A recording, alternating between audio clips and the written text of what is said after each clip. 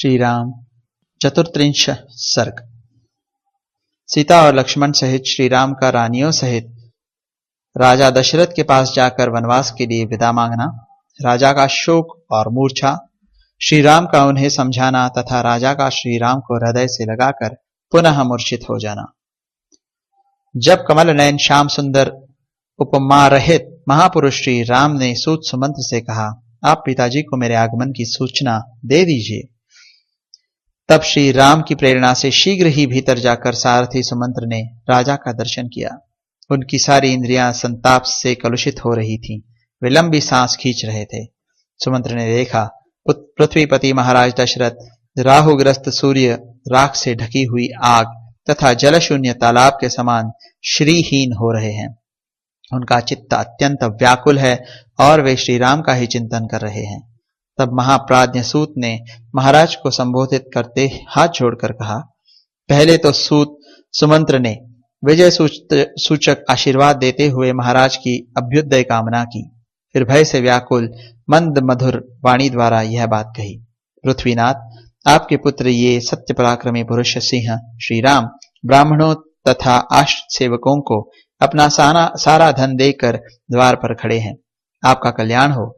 ये अपने सब सुहृदों से मिलकर उनसे विदा लेकर इस समय आपका दर्शन करना चाहते हैं। आज्ञा हो तो यहां आकर आपका दर्शन करें। राजन, अब ये विशाल वन में चले जाएंगे, अतः किरणों से युक्त सूर्य की भांति समस्त राजोचित गुण से संपन्न इस श्री राम को आप भी जी भरकर देख लीजिए। यह सुनकर समुद्र के समान गंभीर तथा आकाश की भांति निर्मल सत्यवादी धर्मात्मा महाराज दशरथ ने उन्हें उत्तर दिया, सुमंत्र, यहाँ जो कोई भी मेरी स्त्रियां हैं उन सबको बुलाओ। उन सब के साथ मैं श्री राम को देखना चाहता हूं। तब सुमंत्र ने बड़े वेग से अंतःपुर में जाकर सब स्त्रियों से कहा, देवियों, आप लोगों को महाराज बुला रहे हैं, अतः वहां शीघ्र चलें। राजा की आज्ञा से सुमंत्र के ऐसा कहने पर वे सब रानियां स्वामी का आदेश समझकर भवन की ओर चली। कुछ लाल नेत्रों वाली 350 पतिव्रता युवती स्त्रियां महारानी कौशल्या को सब ओर से घेर कर धीरे धीरे उस भवन में गईं। उन सब के आ जाने पर उन्हें देखकर पृथ्वीपति राजा दशरथ ने सूत से कहा, सुमंत्र, अब मेरे पुत्र को ले आओ। आज्ञा पाकर सुमंत्र गए और श्री राम लक्ष्मण तथा सीता को साथ लेकर शीघ्र ही महाराज के पास लौट आए। महाराज दूर से ही अपने इस पुत्र को हाथ जोड़कर आते देख सहसा अपने आसन से उठ खड़े हुए। उस समय स्त्रियों से घिरे हुए वे नरेश शोक से आर्त हो रहे थे। श्री राम को देखते ही वे प्रजापालक महाराज बड़े वेग से उनकी ओर दौड़े, किंतु उनके पास पहुंचने के पहले ही दुख से व्याकुल हो पृथ्वी पर गिर पड़े और मूर्छित हो गए। उस समय श्री राम और महारथी लक्ष्मण बड़ी तेजी से चलकर दुख के कारण अचेत से हुए शोकमग्न महाराज के पास जा पहुंचे। इतने में ही उस राजभवन के भीतर सहसा आभूषणों की ध्वनि के साथ सहस्त्रों स्त्रियों का हा राम यह अंतर्नाद गूंज उठा। श्री राम और लक्ष्मण दोनों भाई भी सीता के साथ रो पड़े और उन तीनों ने महाराज को दोनों भुजाओं से उठाकर पलंग पर बिठा दिया। शोकाश्रु के सागर में डूबे हुए महाराज दशरथ को 2 घड़ी में जब फिर चेत हुआ, तब श्री राम ने हाथ जोड़कर उनसे कहा, महाराज, आप हम लोगों के स्वामी हैं। मैं दंडकारण्य को जा रहा हूं और आपसे आज्ञा लेने आया हूं। आप अपनी कल्याणमयी दृष्टि से मेरी ओर देखिए। मेरे साथ लक्ष्मण को भी वन में जाने की आज्ञा दीजिए। साथ ही यह भी स्वीकार कीजिए कि सीता भी मेरे साथ वन को जाए। मैंने बहुत से सच्चे कारण बताकर इन दोनों को रोकने की चेष्टा की है, परंतु ये यहाँ रहना नहीं चाहते हैं। अतः दूसरों को मान देने वाले नरेश, आप शोक छोड़कर हम सबको, मुझको, लक्ष्मण को और सीता को भी उसी तरह वन में जाने की आज्ञा दीजिए जैसे ब्रह्मा जी ने अपने पुत्र सनकादिकों को तप के लिए वन में जाने की अनुमति दी थी। इस प्रकार शांति भाव से वनवास के लिए राजा की आज्ञा की प्रतीक्षा करते हुए श्री रामचंद्र जी की ओर देखकर महाराज ने उनसे कहा, रघुनंदन, मैं कैकेयी को दिए हुए वर के कारण मोह में पड़ गया हूं। तुम मुझे कैद करके स्वयं ही अब अयोध्या के राजा बन जाओ। महाराज के ऐसा कहने पर बातचीत करने में कुशल धर्मात्माओं में श्रेष्ठ श्री राम ने दोनों हाथ जोड़कर पिता को इस प्रकार उत्तर दिया। महाराज, आप सहस्त्रों वर्षों तक इस पृथ्वी के अधिपति बने रहे। मैं तो अब वन में ही निवास करूंगा। मुझे राज्य लेने की इच्छा नहीं है। नरेश्वर, 14 वर्षों तक वन में घूम फिर कर आपकी प्रतिज्ञा पूरी कर लेने के पश्चात मैं पुनः आपके युगल चरणों में मस्तक झुकाऊंगा। राजा दशरथ एक तो सत्य के बंधन में बंधे हुए थे, दूसरे एकांत में कैकेयी उन्हें श्री राम को वन में तुरंत भेजने के लिए बाध्य कर रही थी। इस अवस्था में वे अंतर्भाव से रोते हुए वहां अपने प्रिय पुत्र श्री राम से बोले, तात, तुम कल्याण के लिए, वृद्धि के लिए और फिर लौट आने के लिए शांत भाव से जाओ। तुम्हारा मार्ग विघ्न बाधाओं से रहित और निर्भय हो। बेटा रघुनंदन, तुम सत्य स्वरूप और धर्मात्मा हो। तुम्हारे विचार को पलटना तो असंभव है, परंतु रात भर और रह जाओ। सिर्फ एक रात के लिए सर्वथा अपनी यात्रा रोक दो। केवल एक दिन भी तो तुम्हें देखने का सुख उठा लो। अपनी माता को और मुझको इस अवस्था में देखकर आज की इस रात में यही रह जाओ। मेरे द्वारा संपूर्ण अभिलषित वस्तुओं से तृप्त होकर कल प्रातः काल यहां से जाना। मेरे प्रिय पुत्र श्री राम, तुम सर्वथा दुष्कर कार्य कर रहे हो। मेरा प्रिय करने के लिए ही तुमने इस प्रकार वन का आश्रय लिया है। परंतु बेटा रघुनंदन, मैं सत्य की शपथ खाकर कहता हूं कि यह मुझे प्रिय नहीं है। मुझे तुम्हारा वन में जाना अच्छा नहीं लगता। यह मेरी स्त्री कैकेयी राख में छिपी हुई आग के समान भयंकर है। इसने अपने क्रूर अभिप्राय को छिपा रखा था। इसी ने आज मुझे मेरे अभीष्ट संकल्प से विचलित कर दिया है।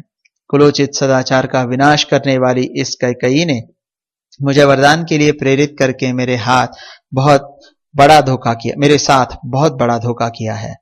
इसके द्वारा जो वंचना मुझे प्राप्त हुई है, उसी को तुम पार करना चाहते हो। पुत्र, तुम अपने पिता को सत्यवादी बनाना चाहते हो। तुम्हारे लिए यह कोई अधिक आश्चर्य की बात नहीं है, क्योंकि तुम गुण और अवस्था दोनों ही दृष्टियों से मेरे ज्येष्ठ पुत्र हो। अपने शोकाकुल पिता यह कथन सुनकर उस समय छोटे भाई लक्ष्मण सहित श्री राम ने दुखी होकर कहा, महाराज, आज यात्रा करके मैं जिन गुणों मतलब लाभों को पाऊंगा, उन्हें कल कौन मुझे देगा। इसका मतलब है, इस आधे श्लोक का अर्थ यह भी हो सकता है कि आज यहां रहकर जिन उत्तमोत्तम अभीष्ट पदार्थों को मैं पाऊंगा, उन्हें कल से कौन देगा। अतः मैं संपूर्ण कामनाओं के बदले आज यहां से निकल जाना ही अच्छा समझता हूं और इसी का वर्ण करता हूं। राष्ट्र और यहाँ के निवासी मनुष्यों सहित धन धान्य से संपन्न यह सारी पृथ्वी मैंने छोड़ दी। आप इसे भरत को दे दें। मेरा वनवास विषयक निश्चय अब बदल नहीं सकेगा। वरदायक नरेश, आपने देवासुर संग्राम में कैकेयी को जो 2 वर देने की प्रतिज्ञा की थी, उसे पूर्ण रूप से दीजिए और सत्यवादी बनिए। मैं आपकी उक्त आज्ञा का पालन करता हुआ 14 वर्षों तक वन में वनचारी प्राणियों के साथ निवास करूंगा। आपके मन में कोई अन्यथा विचार नहीं होना चाहिए। आप यह सारी पृथ्वी भरत को दे दीजिए। रघुनंदन, मैंने अपने मन को सुख देने अथवा स्वजनों का प्रिय करने के उद्देश्य से राज लेने की इच्छा नहीं की थी। आपकी आज्ञा का यथावत रूप से पालन करने के लिए ही मैंने उसे ग्रहण करने की अभिलाषा की थी। आपका दुख दूर हो जाए, आप इस प्रकार आंसू न बहावे। सरिताओं का स्वामी दुर्धर्ष समुद्र क्षुब्ध नहीं होता है। आप अपनी मर्यादा का त्याग नहीं करता है। इसी तरह आपको भी क्षुब्ध नहीं होना चाहिए। मुझे न तो इस राज्य की, न सुख की, न पृथ्वी की, न इन संपूर्ण भोगों की, न स्वर्ग की और न जीवन की ही इच्छा है। पुरुष शिरोमणि, मेरे मन में यदि कोई इच्छा है तो यही कि आप सत्यवादी बने, आपका वचन मिथ्या न हो पावे। यह बात मैं आपके सामने सत्य और शुभ कर्मों की शपथ खाकर कहता हूं। तात, प्रभो, अब मैं यहाँ एक क्षण भी नहीं ठहर सकता, अतः आप इस शोक को अपने भीतर ही दबा ले। मैं अपने निश्चय के विपरीत कुछ नहीं कर सकता। रघुनंदन, कैकेयी ने मुझसे यह याचना की कि राम तुम वन को चले जाओ। मैंने वचन दे दिया था कि अवश्य जाऊंगा। उस सत्य का मुझे पालन करना चाहिए। देव, बीच में हमें देखने या हमसे मिलने के लिए आप उत्कंठित न होंगे। शांत स्वभाव वाले मृगों से भरे हुए और भांति भांति के पक्षियों की कलरवों से गूंजते हुए उस वन में हम लोग बड़े आनंद से रहेंगे। तात, पिता देवताओं के भी देवता माने गए हैं, अतः मैं देवता समझकर ही पिता तब आपकी आज्ञा पालन करूंगा, आपकी आज्ञा का पालन करूंगा। द्रपश्रेष्ठ, अब यह संताप छोड़िए। 14 वर्ष बीत जाने पर आप फिर मुझे आया हुआ देखेंगे। पुरुष सिंह, यहाँ जितने लोग आंसू बहा रहे हैं उन सबको धैर्य बंधाना आपका कर्तव्य है। फिर आप स्वयं ही इतने विकल कैसे हो रहे हैं? यह नगर, यह राज्य और यह सारी पृथ्वी मैंने छोड़ दी। आप यह सब कुछ भरत को दे दीजिए। अब मैं आपके आदेश का पालन करता हुआ दीर्घ काल तक वन में निवास करने के लिए यहां से यात्रा कर रहा हूं।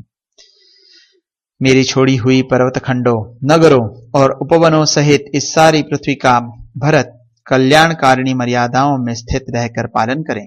नरेश्वर, आपने जो वचन दिया है वह पूर्ण होगा। पृथ्वीनाथ निष्पाप महाराज, सत्पुरुषों द्वारा अनुमोदित आपकी आज्ञा का पालन करने में मेरा मन जैसा लगता है वैसे बड़े बड़े भोगों में तथा आप अपने किसी प्रिय पदार्थ में भी नहीं लगता। अतः मेरे लिए आपके मन में जो दुख है वह दूर हो जाना चाहिए। निष्पाप नरेश, आज आपको मिथ्यावादी बनाकर मैं अक्षय राज्य, सब प्रकार के भोग, वसुधा का अधिपत्य, मिथिलेश कुमारी सीता तथा अन्य किसी अभिलषित पदार्थ को भी स्वीकार नहीं कर सकता। मेरी एकमात्र इच्छा यही है कि आपकी प्रतिज्ञा सत्य हो। मैं विचित्र वृक्षों से युक्त वन में प्रवेश करके फल मूल का भोजन करता हुआ वहां के पर्वतों, नदियों और सरोवरों को देख देख कर सुखी होऊंगा। इसलिए आप अपने मन को शांत कीजिए। श्री राम के ऐसा कहने पर पुत्र बिछोह के संकट में पड़े हुए राजा दशरथ ने दुख और संताप से पीड़ित हो उन्हें छाती से लगाया और फिर अचेत होकर वे पृथ्वी पर गिर पड़े। उस समय उनका शरीर जड़ की भांति कुछ भी चेष्टा न कर सका। यह देख राजरानी कैकेयी को छोड़कर वहां एकत्र हुई अन्य सभी रानियां रो पड़ी। सुमंत्र भी रोते रोते मूर्छित हो गए तथा वहां सब और हाहाकार मच गया। इस प्रकार श्री वाल्मीकि निर्मित आर्ष रामायण आदि काव्य के अयोध्या कांड में 34वां सर्ग पूरा हुआ।